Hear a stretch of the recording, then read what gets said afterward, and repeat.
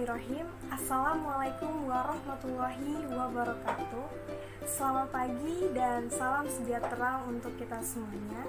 Om Swastiastu, Namo Buddhaya, salam kebajikan. Alhamdulillah, puji syukur kita panjatkan kehadirat Tuhan Yang Maha Esa yang telah memberikan kita kenikmatan sehat walafiat serta panjang umur sehingga kita semua masih bisa menjalankan perkuliahan pada hari ini. Dan tak lupa saya ucapkan terima kasih kepada dosen kita yang terhormat, dosen pengampu mata kuliah belajar dan pembelajaran, Ibu Anggia Evitarini, Magister Pendidikan, yang telah memberikan kesempatan pada kelompok kami, yaitu kelompok 4, untuk menyampaikan materi mengenai pengembangan kurikulum. Halo semuanya, sebelum kami mempresentasikan materi hari ini, izinkan kami untuk memperkenalkan terlebih dahulu anggota kelompok kami, yaitu mulai dari saya. Halo, nama saya Siti Nadroh dengan NPM akhir 887. Halo, nama saya Melisa Melia dengan nomor NPM terakhir 187. Halo, nama saya Ratulisita dengan NPM akhir 226. Halo, saya Safan Hafiza dengan NPM akhir 251. Halo, nama saya Nahda Aulia Putri dengan NPM terakhir 195. Baiklah, adapun poin-poin materi yang akan kelompok kami bahas yaitu yang pertama, pengertian kurikulum, yang kedua, perkembangan kurikulum di Indonesia, yang ketiga, pengertian kurikulum masa depan, yang keempat, pendekatan kurikulum masa depan, yang kelima, karakteristik masyarakat masa depan, yang keenam, kebutuhan pendidikan masa depan, dan yang terakhir, tantangan kurikulum masa depan. Langsung saja kita simak materinya yuk. Pengertian kurikulum. Kurikulum secara etimologi berasal dari bahasa Yunani yaitu kurir yang artinya pelari dan kurere yang artinya lintasan lari. Dan pengertian kurikulum secara istilah adalah sejumlah mata pelajaran yang harus diselesaikan oleh siswa dari awal hingga akhir untuk memperoleh kelulusan atau ijazah. Sedangkan menurut Undang-Undang Nomor 20 Tahun 2003, pengertian kurikulum adalah seperangkat rencana dan pengaturan mengenai tujuan, isi, dan bahan pelajaran serta cara yang digunakan sebagai pedoman penyelenggara kegiatan pembelajaran guna mencapai tujuan pembelajaran. Nah, sebelumnya udah pada tahu belum nih kalau kurikulum pendidikan yang sekarang terbentuk pada masa reformasi? Lalu bagaimana ya sejarah terbentuknya? Yuk kita bahas. Nah, pada masa reformasi adalah masa di mana terjadinya banyak perubahan kurikulum loh, yaitu pada tahun 2004, 2006, dan 2013. Nah, selanjutnya akan saya bahas satu persatu ya. Yang pertama, pada tahun 2004, yaitu pada tahun 2004, kurikulum disebut sebagai kurikulum 2004, dikenal dengan kurikulum berbasis kompetensi atau KBK. Nah, pada kurikulum ini dititik beratkan pada pengembangan kemampuan atau berkompetensi. Selanjutnya yaitu pada tahun 2006, di mana disebut sebagai kurikulum 2006 atau dikenal sebagai KTSP. Nah, pada tahun ini, kurikulum KTSP disusun oleh satuan pendidikan dengan memperhatikan karakteristik daerah dan peserta didik. Yang terakhir adalah pada tahun 2013, yaitu kurikulum 2013 disebut sebagai K13 atau Kurtilas. Nah, pada tahun ini, kurikulum 2013 berbasis sikap, keterampilan, dan pengetahuan, serta dibutuhkannya kompetensi, pemahaman, akademik, sosial, dan juga manajerial. Apa itu pengembangan kurikulum? Pengembangan kurikulum adalah suatu proses yang menyeluruh sebagai bentuk kebijakan nasional dalam pendidikan yang disesuaikan dengan visi, misi, dan strategi yang dimiliki dari pendidikan nasional. Menurut Subiantoro dan teman-temannya mengemukakan bahwa pengembangan struktural kurikulum yang menyangkut komponen kurikulum yakini yang pertama adalah perubahan dalam tujuan. Kedua, perubahan isi dan struktur. Ketiga, perubahan strategi dan sarana kurikulum. Dan yang terakhir adalah perubahan dalam sistem evaluasi kurikulum. Menurut Imam Makali dan Ara Hidayat, dinamika pengembangan dan perubahan kurikulum di Indonesia dapat dituntut sejak pra-kemerdekaan, di mana pada masa ini sekolah sudah mulai dikenalkan meski masih sangat terbatas. Perkembangan dan perubahan kurikulum pendidikan berlanjut pada masa kemerdekaan.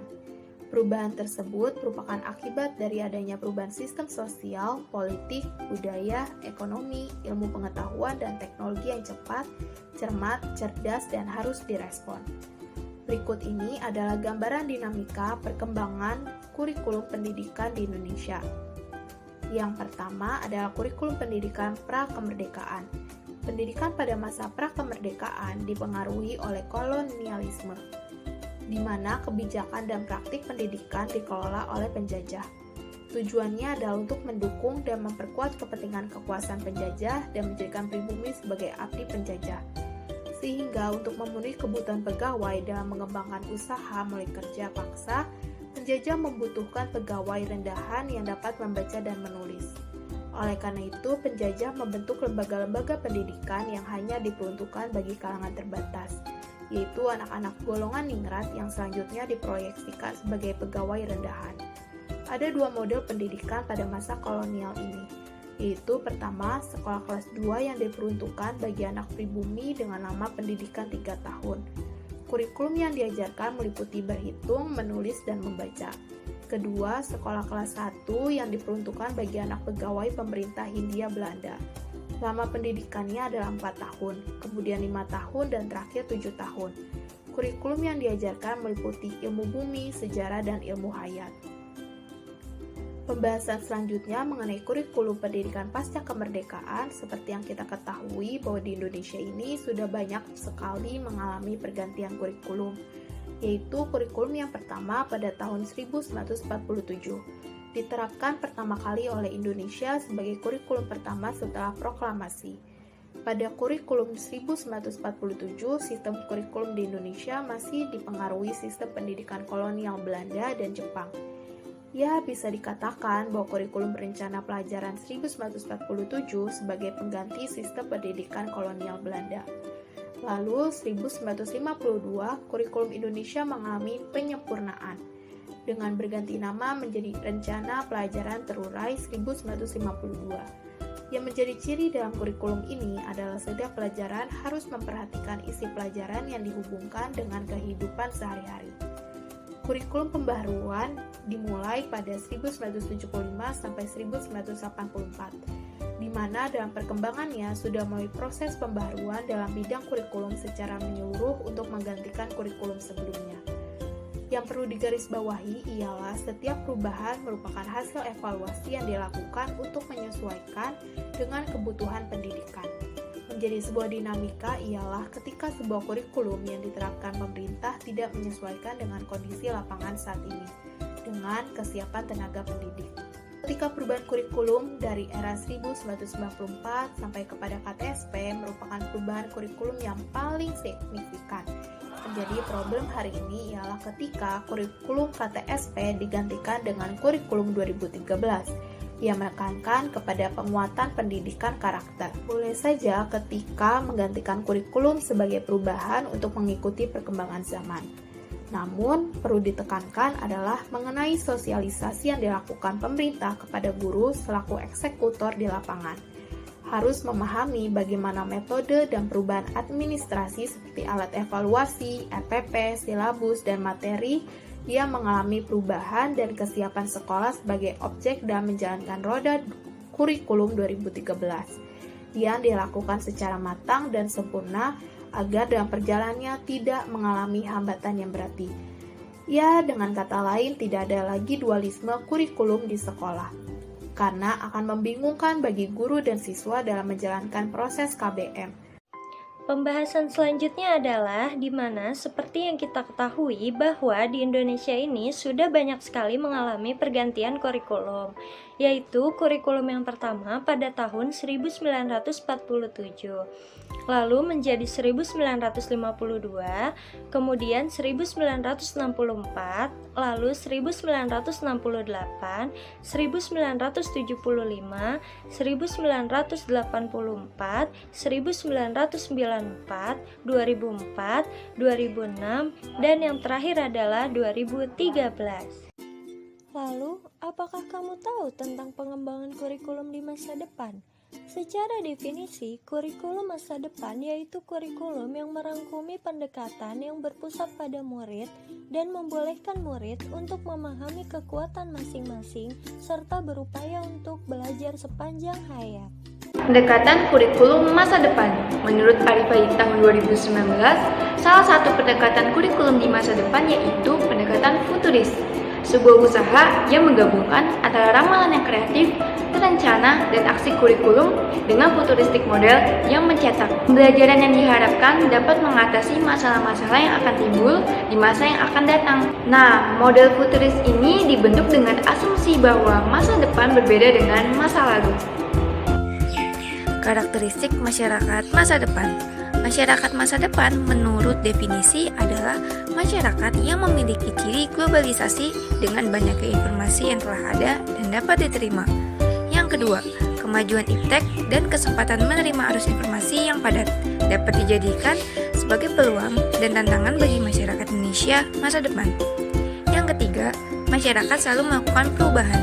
Dan yang terakhir, peningkatan kebutuhan layanan profesional yang semakin menuntut suatu kualitas hidup lebih baik dalam kehidupan manusia. Kebutuhan pendidikan masa depan.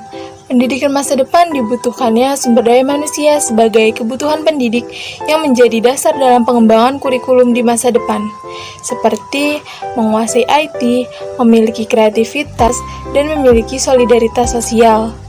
Oleh karena itu, pendidikan harus mampu mempunyai kemampuan-kemampuan seperti kemampuan dasar, di mana peserta didik harus menguasai kompetensi agama, akademik, ekonomi, dan sosial pribadi. Yang kedua, kemampuan belajar sepanjang hayat. Yang ketiga, pemanfaatan teknologi. Dan yang terakhir, pendidikan moral yang dapat mengembangkan potensi peserta didik dengan mempunyai ilmu, akal, budi pekerti, dan bertanggung jawab. Pada saat mengembangkan kurikulum untuk masa depan, sudah dipastikan ada tantangan yang dihadapi. Kira-kira apa saja ya tantangan yang dihadapi? Tantangan pada pengembangan kurikulum pada masa yang akan datang, yaitu adanya tantangan internal dan tantangan eksternal. Tantangan internal yaitu terkait kondisi pendidikan, seperti standar proses, standar kompetensi kelulusan, standar tenaga kependidikan, dan standar sarana dan prasarana. Sedangkan tantangan eksternal adanya hubungan terkait arus globalisasi, masalah lingkungan hidup, kemajuan teknologi informasi, adanya pembangkitan industri kreatif dan budaya, dan adanya perkembangan pendidikan di tingkat internasional. Nah, itu dia teman-teman hasil pemaparan video materi dari kelompok kami. Bagi kalian yang ingin mengajukan pertanyaan, bisa langsung kirimkan pertanyaannya melalui WhatsApp grup ya. Baiklah, saya Siti Nadro selaku moderator pamit undur diri. Sekian presentasi dari kelompok kami, kurang lebihnya mohon maaf. Wassalamualaikum warahmatullahi wabarakatuh.